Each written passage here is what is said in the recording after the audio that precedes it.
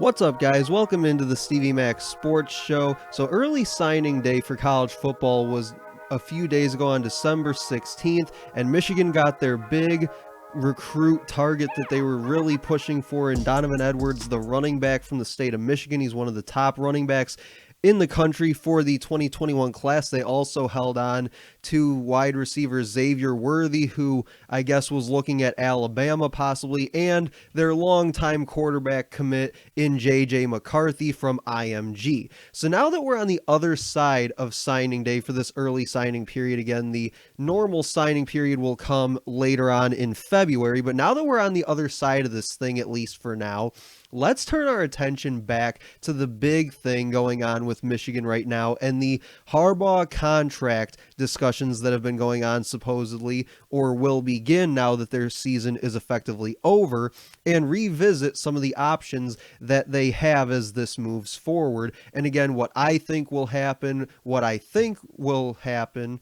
or what I want to happen, I should say. So the options here are that Harbaugh resigns just flat out now that the season's over. They won't let him come back and coach that final year in 2021, and they get to look at other options. And I've discussed some of those options here on this show in past episodes.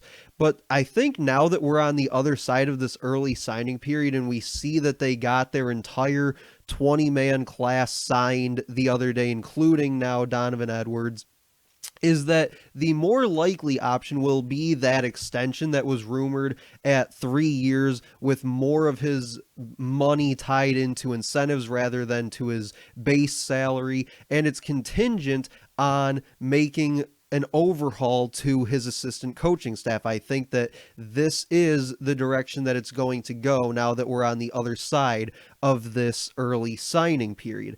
Now, what did I want to happen? I mean, at this point, you guys know what I wanted to happen. I wanted them to move on from him after this season. I think that it's been 6 years. We've seen enough. I'm not really sure how much more of a difference a guy like Harbaugh can make with this program, even if he was given 2, 3, 4 more years to pull something off. So I wanted them to go look at a guy like Matt Campbell at Iowa State or a guy like Luke Fickell at Cincinnati, because I think there wasn't really any third option here. It was either he was resigning, he was going to get extended, but there was no third option where he just got to play out 2021 and then ride off into the sunset or skip to the NFL and finish out his career there. I don't think that that was ever really a third option, so it had to always be, and I think it's going to be, one of the two. But I wanted them to move on from him and say that it's been 6 years, that's more than enough time. Now we have to do what's right and go in a different direction here. But I think what they will do is give him that extension. So like I said, I wanted them to bring in Matt Campbell, and I think that specifically with the idea of Harbaugh going to the NFL, he would go to the Jets here, okay? And I think the reason he would do that is because they can give him control over personnel decisions just like he supposedly had when he was with the 49ers years ago, and he can go out next spring and draft Trevor Lawrence, as the Jets are more than likely going to end up with that number 1 pick. So he can go in, completely redo this franchise in the roster and bring in a guy like Trevor Lawrence to lead them into the future. He coaches there for about 4 years and then he can just call it quits. Seems pretty easy, right? So I definitely thought that that was a possibility, and I don't think that I'm alone in thinking that that could have been a possibility going into 2021. But I also want to talk about why I and a lot of other Michigan fans, especially on Twitter, why we all love a guy like Matt Campbell so much for a job like Michigan, given the state of the program currently. And I think, plain and simply, the guy has just proven that he can win more with less, as far as if you pay attention to recruiting and to star rankings and things like that. He's done far more in the past 5, 6, 7 years as a head coach than Harbaugh has, with much less to work with from that aspect. And I think that the problem is it's not really about stars with Michigan, because they get the 4 stars. They get a few 5 stars every now and then, like J.J. McCarthy. But I think more so it's about developing. They can get those guys, but then it's about developing them once you bring them to campus. And I think that's been one of the biggest things that has plagued Jim Harbaugh and this coaching staff over the past 6 years is just the sheer lack of player development.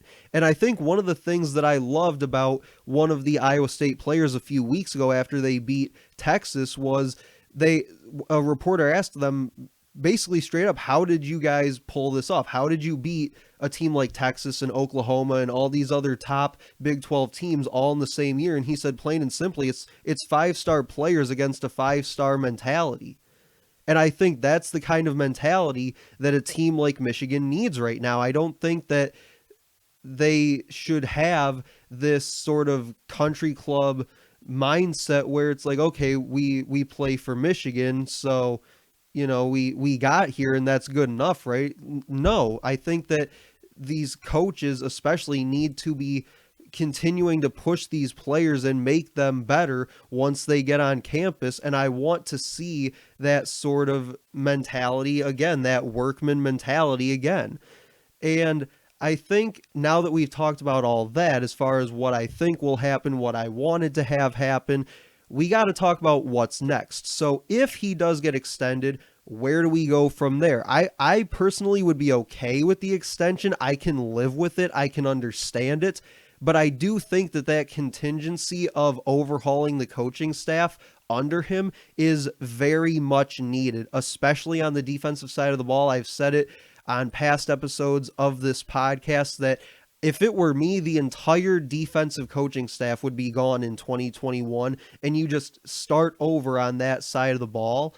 And I think along with them, they can haul out Ben McDaniels too, the quarterback coach at Michigan. You can take him with you as far as I'm concerned. But I really want to see, on top of that, I really want to see the university and the athletic department take the muzzle off Jim Harbaugh and let him bring that fire back that we saw in those first 2 years where he was just getting in the ref's face, screaming, practically spitting on them. He was so fired up. I want to see that again because I've never seen a Michigan team so uninspired on a given Saturday in the fall as what I've watched for the past 2 months or so with Michigan football. I've never seen anything like it. And I was in the stands during those Rich Rod days and the Brady Hoke days when they were winning 5, 6, 7 games a year. I was there for those teams. I've never seen anything like what I watched this fall from this team.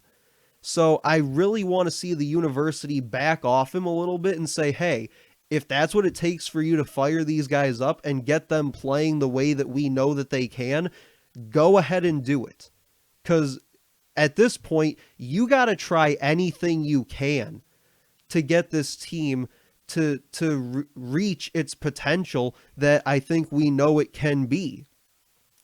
So there are a few things that I want to talk about as far as that recruiting class. As I mentioned, Michigan signed all 20 of their recruits the other day during that early signing period. There's a couple things that I think we're all starting to notice about these classes. And the first one, and probably the most prominent one, is please recruit a true defensive tackle. They have not recruited a true D tackle since Greg Madison left the program in 2018. That means they've now, as of Wednesday, they have now gone 3 recruiting classes without bringing in a true defensive tackle, and they signed 3 defensive ends to the class on Wednesday. So they've had this idea that they'll bring in these defensive ends, bulk them up once they get them on campus, and move them to defensive tackle. And I believe one of the more recent ones was Taylor Upshaw this year, who came in as a defensive end and they moved inside to defensive tackle. Or they've gone as far as bringing Jesse Spate, a walk-on offensive tackle, and moved him to defensive tackle. And as far as I'm concerned, that's not cutting it. Moving a offensive tackle who couldn't make it in the rotation to defensive tackle to get him playing time, while I think it's admirable that they want to get a guy like that playing time, but it's just not going to cut it. Not in the Big Ten. I don't think even in Power 5 that would cut it. So they need to make more of an emphasis or more of a push on recruiting true D tackles. But one of the things that I noticed yesterday was that there is a commit out of Detroit, Rashawn Benny, who is verbally committed to MSU, and the Michigan signees for this class were pushing hard for him on social media yesterday to flip to the Wolverines and then sign possibly in February, because as I said, he didn't sign with the Spartans the other day. So that is a name I think that you can keep an eye on heading towards signing day in February, is Rashawn Benny. But then the other thing I noticed about this recruiting class, and I looked at the numbers for Ohio State as well, and this is how I discovered this, is Ohio State had 21 commits in this class. They had 0 commits outside the top 30 positionally at any position. You name it, quarterback, running back, wide receiver, defensive back, D-line, whatever it was. They had 0 of their commits outside the top 30 positionally. Michigan had 20 commits, so just 1 less commit, and 7 of them were outside the top 30 positionally. And that's not a knock on those players. That's not to say that they're not good or anything, but I think that as we've talked over the past few years about this division between Michigan and Ohio State and what it's going to take to close that gap, which, by the way, if you go back and listen to a past episode of this podcast, I mentioned that I firmly believe that Jim Harbaugh created this gap as big as it has become in the past few years now on the field. But I think when you talk about that divide, it starts with recruiting, because not only are they beating you in recruiting from the jump, bringing in these top tier guys, but then they're doing a better job of turning around and developing said talent once they bring them on campus. So they're beating you from the minute that these guys sign. And I think that stat just lays that out right in front of your face and says, here it is. So I do think that it's not a recruiting issue so much as it is a development issue, as I've said throughout this episode. But that'll do it for this episode of the Stevie Mac Sports Show. Let me know what you guys think about the Harbaugh contract rumors and what you think will happen. Also, let me know what you guys think about this Michigan recruiting class and what you want to see from this program just moving forward as we head towards 2021 and beyond. But that'll do it for me, guys. I'll talk to you later.